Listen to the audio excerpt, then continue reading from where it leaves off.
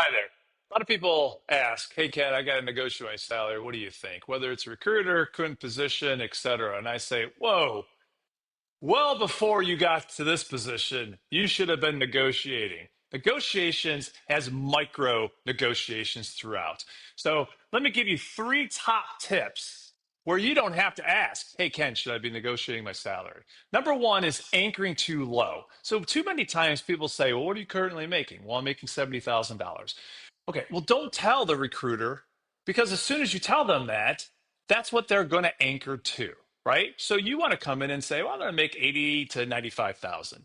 Tip number two, why 80, Ken? Well, because if you currently work for a company, they're going to come back and match generally 10, $15,000 depending on the level. It takes money to recruit, retrain you, and then replace. So they're going to try. I've hired hundreds of people. I've done this hundreds of times. People come in, I say, "Absolutely, I'll go up to 80." Here's the problem. If you don't factor that in, now you got an offer from the new company for 80. I just came in at 80. You're not going to leave for, nothing. So you're going to go back to the recruiter and say, "Hey, they gave me 80." You're going to say, "No problem."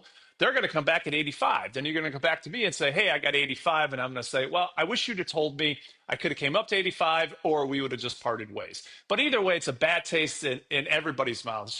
Just don't do it. And number three is looking at the overall comp package.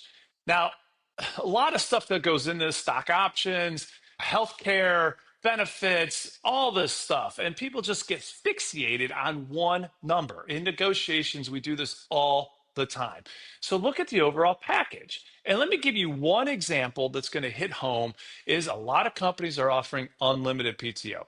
And people say, "Well, I have unlimited PTO now. I have unlimited PTO there. It's a wash." Not always the case. In this particular example, ask the company how many people on average, how long do they take on their PTO in a year? Is it 2 weeks? Is it 4 weeks? That'll give you an indication of one, do the company actually support unlimited PTO or are they just telling you that? That'll also give you an idea of work life balance. Three little tips, micro negotiations that'll stop you from saying, "Hey, Ken, should I negotiate my salary?" Get rid of the head trash, negotiate prior, and you won't have to negotiate after. Have a nice one.